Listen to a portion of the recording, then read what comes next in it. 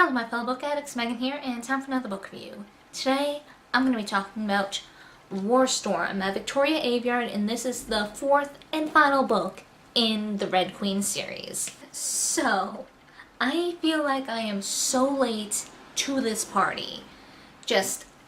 I got this soon after it was released, months ago, and I'm just finishing it now, like mid-November, and there's a few reasons for that. The first being, it's the last in the series, and I am always sad when series are done and over with. It means we have to say goodbye to the characters, though technically we don't have to. I believe there's going to be some short stories involved with these characters some point in the future, but regardless, I didn't know about them when I picked this up, so I'm bad at saying goodbye to characters I enjoy, and this is a beast of a book. Now, I love long books. I really love long books, but even this kinda made me hesitant, I guess. Yeah, this is like 650 pages. A little more, I think. So this is a beast of a book. So yeah, I was a little intimidated to pick this bad boy up. So I really enjoyed this book, though the first book, The Red Queen, will always be my favorite out of the series. This one was pretty dang good. It did not feel as long as it was. There was a lot going on. Things were wrapped up pretty nicely. And I surprisingly enjoyed the ending. But we'll get into the ending a little bit later and the spoilery bits. So, I believe we have two new points of view in this. For the life of me, can't remember if we've had Maven points of views in the previous books. I don't think we did, but knowing my luck, I could be remembering wrong. But we have Maven's point of view and we have Iris's point of view. So two new points of view thrown in to this awesomeness. And I unfortunately can't think of much more I can say without going into spoilers. I did think this was a really awesome and pretty realistic ending for the series. Like, I'm not quite sure what other readers thought about the ending, but I can imagine there are some people who weren't happy with the ending. I surprisingly was. So, without further ado, I'm gonna go into one more spoilery bit, so if you have not finished this series yet, highly suggest you do so and come back after you catch up. So, I'm just gonna start with the ending because that's the first thing that comes to my mind right now. And I do like how Carl and Mare did not technically end up with each other. They're going their separate ways because they got some stuff that they gotta sort out. So I actually enjoyed that bit. You know, they didn't get their happily ever afters per se, or at least with each other. There's just a lot going on. They've been through a lot. They gotta sort through their own inner demons and wait for the dust to settle a bit more. So I do like how they romantically didn't get together. There was no marriage, no epilogue with kids. That's something that I enjoyed. Because they've been through a lot. They've been through a hell of a lot. So naturally, they got some things they gotta take care of. They have to take care of themselves. They gotta come to terms with the horrible things that they've done. And they have both done some pretty horrible things in this war. And then there's just the fact that Cal is a little resentful to Mare for killing Maven, even though Maven needed to be killed. There was no saving him. And I feel conflicted about his resentment towards Mare, but at the same time, I enjoyed that. You know, things aren't black and white. He may have known that Maven needed to die, but still, it's painful that it had to be done, because he was his brother. And sometimes that bond, even when you know there's no helping them, there's still those feelings there. There's still those memories. So I kind of like how there was that, well, you've done all this, and you've killed my brother, and I'm not sure that I can forgive you for that. So I kind of like how there's that kind of, what's the word I'm looking for? Not tension, but there's that,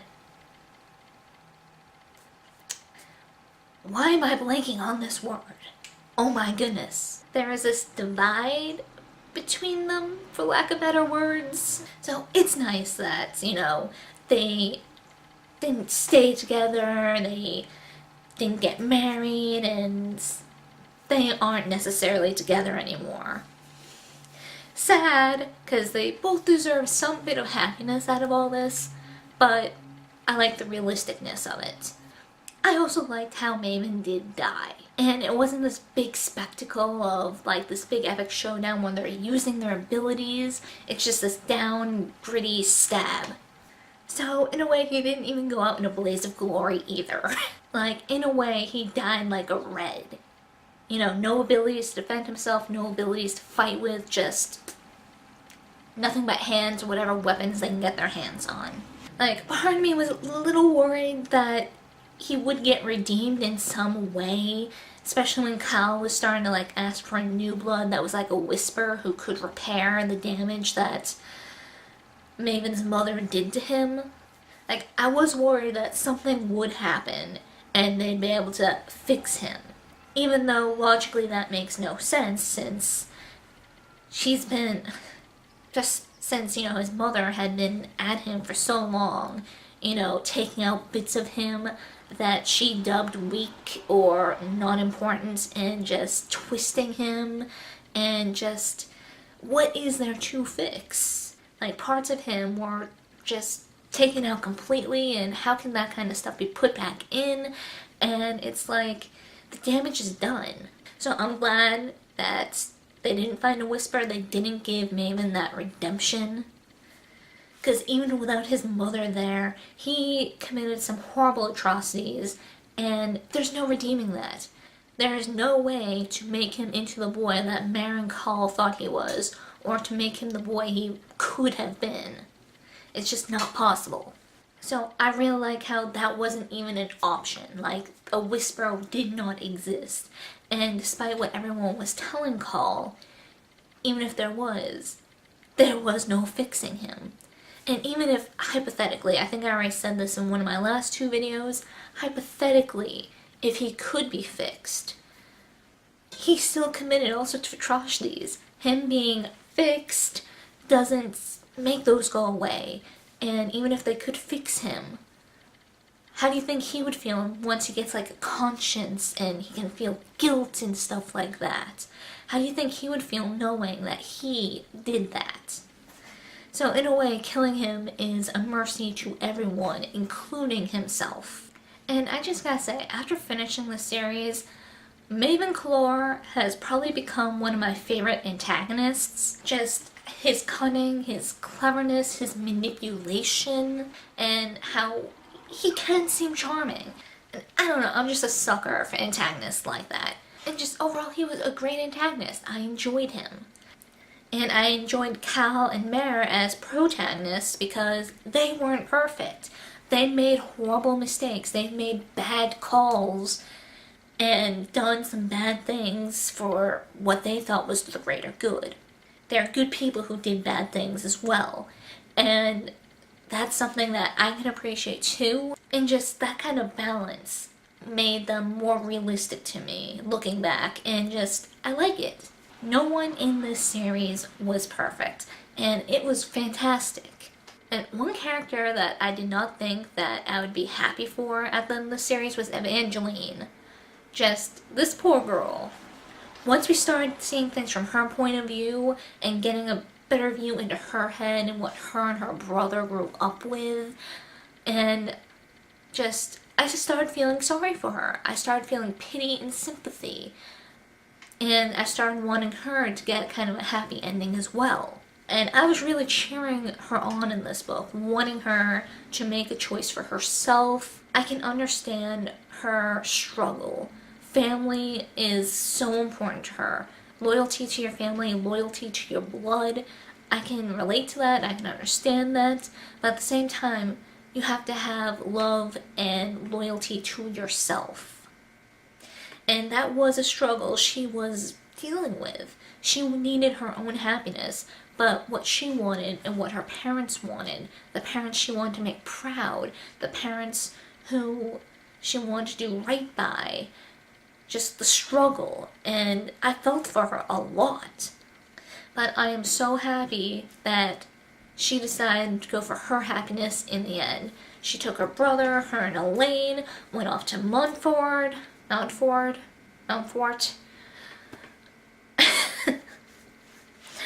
won't lie, just some stupid part of my brain kept reading it as Medford for some dumb reason. Montfort, Medford, which is a town like nearish where I am, so it's like, damn, I gotta stop doing that. And just going to live their lives, to be themselves, and just, I was so proud of her. And also super proud of Mare and Fairley for not killing Evangeline's brother, whose name I probably am gonna butcher, so I'm not gonna bother. Just how they grew and left him alone. Especially since they would really have every right to go after him, since because of him, Fairley is raising Shade's kid alone. This little child will have no idea, would have never met her father, and you know, they have every right to want to go for his blood. Won't lie, when Cal finally freaking decided to give up his throne and the crown, I didn't feel any relief, I didn't feel any joy. All I can think of was finally. He finally freaking chose a side and just, final freaking Lee, he saw reason, final freaking Lee, he got it through his thick head that no matter what, a crown and a kingdom for Norda is not the way to go. And yes, I am curious to see, like, how the short stories for the Red Queen are gonna go. Like, how far in the future are they gonna be? And how much is Norda going to have changed? How much progress will they have made? I can imagine that tensions are still gonna be pretty high between Reds and Silvers. Like, their way of thinking, especially the Silvers' way of thinking, isn't something that's gonna go away overnight. That could even take up to generations to kind of go away, if it goes away at all. Like, are there gonna be some noble houses who are gonna try to reestablish a throne, a kingdom, a rule over Reds? I'm so curious to see where things are. I do think that Warstorm wrapped up things quite nicely while leaving just enough wiggle room for these short stories and maybe even a spin-off or just the reader's imagination to do as it will. It was a good balance. Just enough things were wrapped up to give you that nice closure. I'm not sure how the short stories are going to affect it, if they'll wrap things up more or just raise more questions and possibilities, but I am excited to find out.